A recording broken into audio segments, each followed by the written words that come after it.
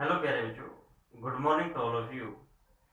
हमारा जो न्यूमेरिकल जो सीरीज चल रही है फर्स्ट चैप्टर की some basic concept of chemistry, उसके अंदर न्यूमेरिकल नंबर 6 हम डिस्कस कर रहे हैं।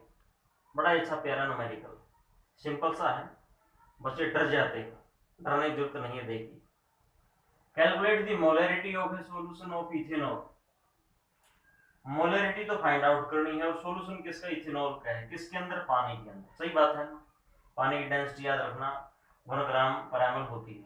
इन विच दी मोल फ्रैक्शन दे दिया बच्चों, किसका? इथेनॉल का। ये इथेनॉल का मोल फ्रैक्शन है। ठीक है भाई, तो आइए इसको सोल्व करते हैं। बस यही दे रखे, तो मैं मोल फ्रैक्शन का फॉर्मूला इस्तेमाल करूंगा सबसे पहले। एक्स मतलब मोल फ्रैक्शन किसका? इथेनॉल का। तो कैसे निकलता है भाई?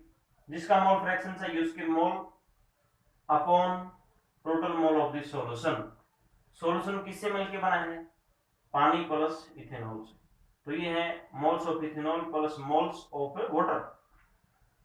और ये जो चीज है ना बच्चों, ये मोल फ्रैक्शन, ये किसके इक्वल रखोगे? मोल फ्रैक्शन ऑफ इथेनॉल निकालने का फॉर्मूला ये रहा, और इसने मोल फ्रैक्शन ऑफ इथेनॉल दे भी रखा है, तो इसलिए मैं क्या कर सकता हूं, इस वैल्यू को इसके बराबर रख सकता हूं। सही बात है ना, कोई दिक्कत नहीं है।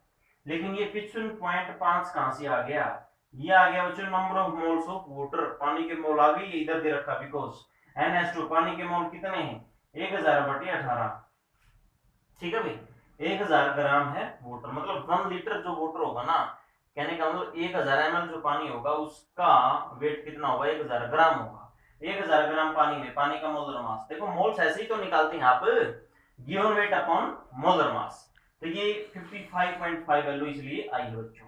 तो यही तो चीज थी ना, इधर मोल्स थे भैया ना, मोल्स ऑफ वाटर। चलो यहाँ तक कंपाउंड्स की, अब इसको सोल्व करना है और कुछ नहीं करना, समझे? सोल्व जब आप करोगे तो ये चीज आ जाएगी। मैं थोड़ा बता देता हूँ, इसको जब आप सोल्व करेंगे ये चीज आएगी, ठीक है। और ये चीज कैसे आएगी जब आप लोग इसको सोल्व करते हैं तो देखिए जरा। तो बच्चों ये आपके पास आ जाएगा, इसको इसको सोल्व कर रहे हैं हम। NC2H5OH, ठीक है भाई, NC2H5OH मतलब इथेनॉल। तो बराबर हो जाएगा ये, इस चीज को उधर ले जाओ तो क्या हो जाएगा बच्चों? 0.040। क्लियर? 0.040 इंटू मल्टीप्लाई कर दो किससे?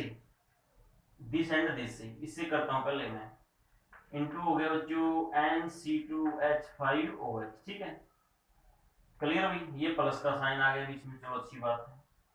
अब ये इन दोनों से अलग अलग मल्टीप्लाई होगा ना, तो जब आप इसको और इसको मल्टीप्लाई करेंगे तो आ जाएगा 2.222। ठीक है, ये चीज आ गई।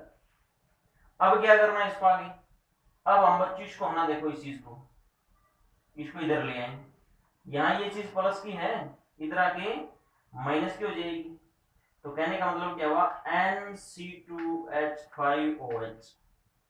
ठीक है बच्चों, ये माइनस का 0.040 और multiply NC2 moles of C2H5OH। ठीक है बच्चों, इक्वल टू किसके रह गई? ये 2.22, ये चीज आ गई।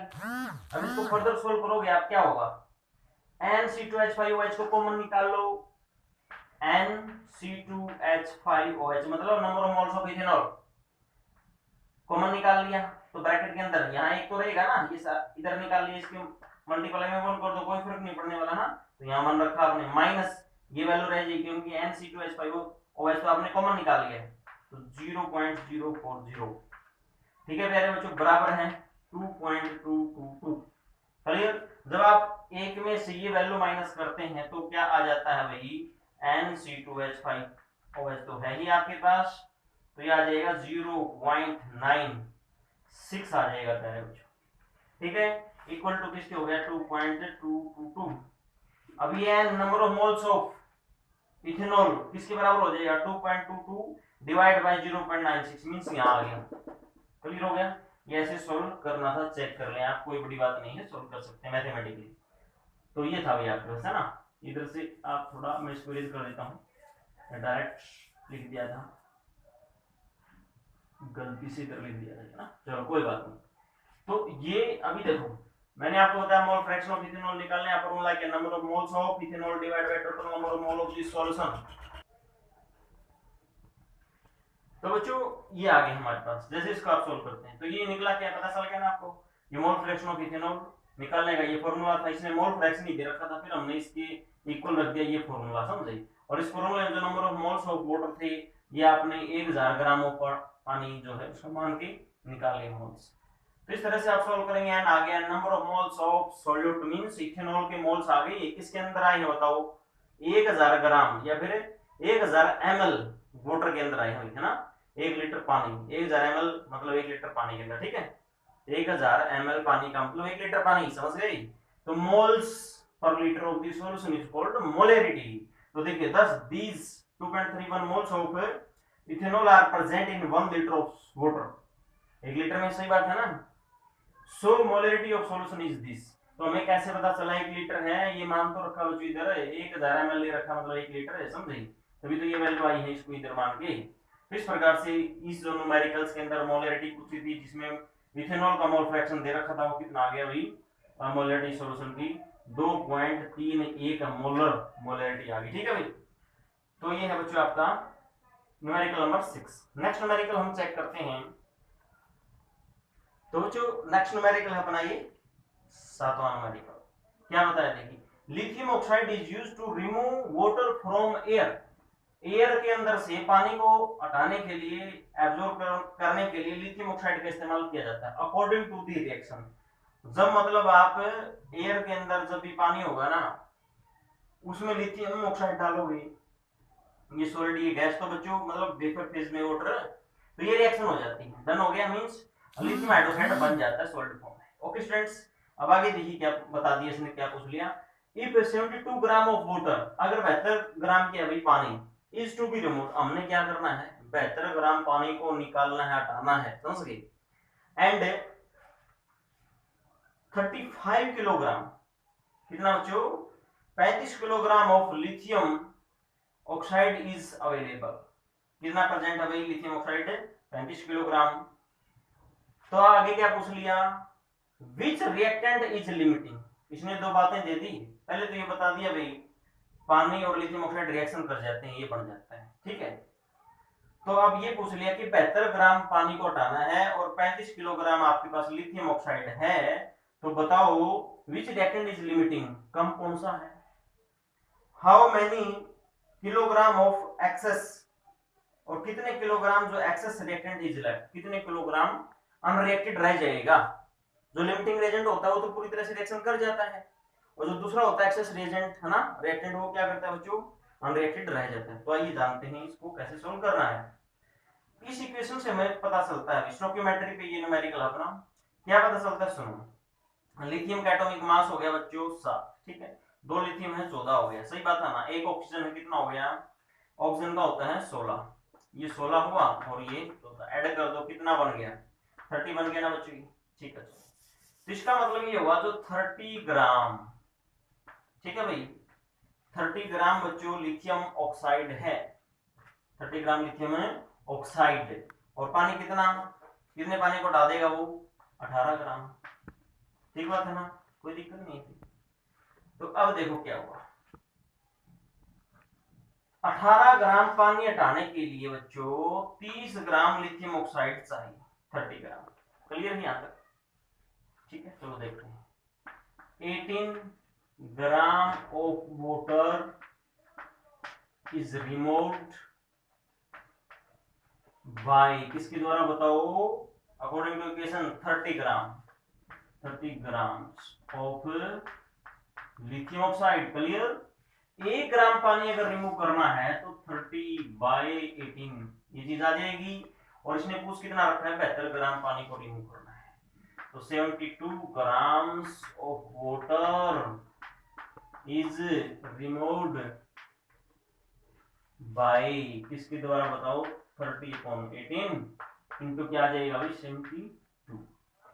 तो बच्चों इसको सोल्व करें, इसको इससे कैंसल, ये 4 पे चला जाएगा, अब इसको इससे मल्टीप्लाई तो 120 ग्राम, वेरी वेरी सिंपल।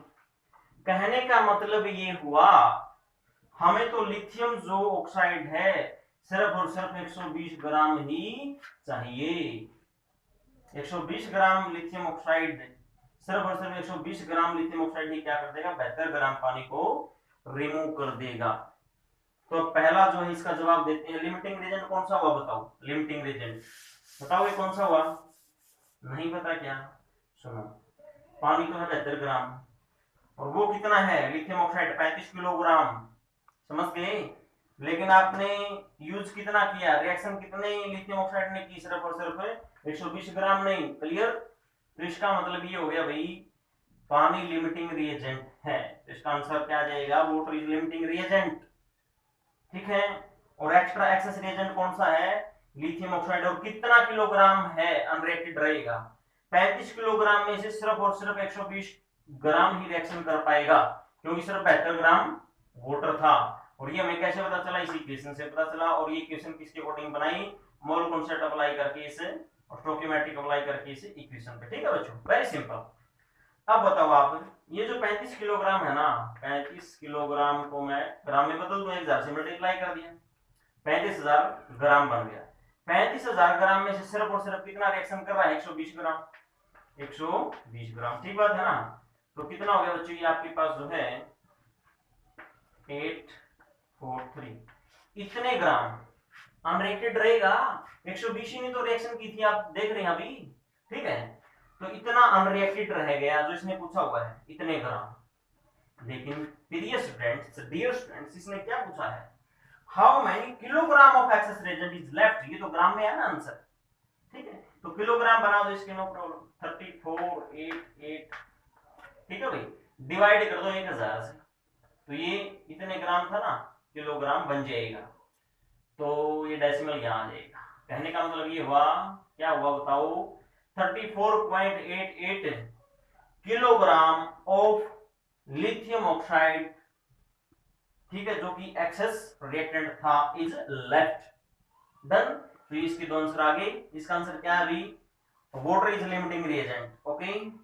और बच्चों, how many kilogram of excess reactant is left, excess कौन सा हो गया, लिथियम ऑक्साइड, क्यों ज्यादा मात्रा है, हमें तो सिर्फ 120 ग्राम ही चाहिए था ना 72 ग्राम को हटाने के लिए, ठीक है, रिमूव करने के लिए। तो कितने किलोग्राम, 34.88 किलोग्राम जो एक्सेस रिएक्टेंट था बच्चों, कौन सा था, लिथियम ऑक्साइड, ये लेफ्ट रह जाएगा, ये आंसर आ जाएगा। ठीक है, तो बच्चों कोई अगर दिक्कत आपको लगती है कमेंट सेक्शन में बताएं, कोई इंप्रूवमेंट की जरूरत अगर है तो भी कमेंट सेक्शन में बताएं, और अगर कहीं कोई मिस्टेक आपको नजर आती है तब भी आप कमेंट सेक्शन में बताएं। Thank you for watching this video.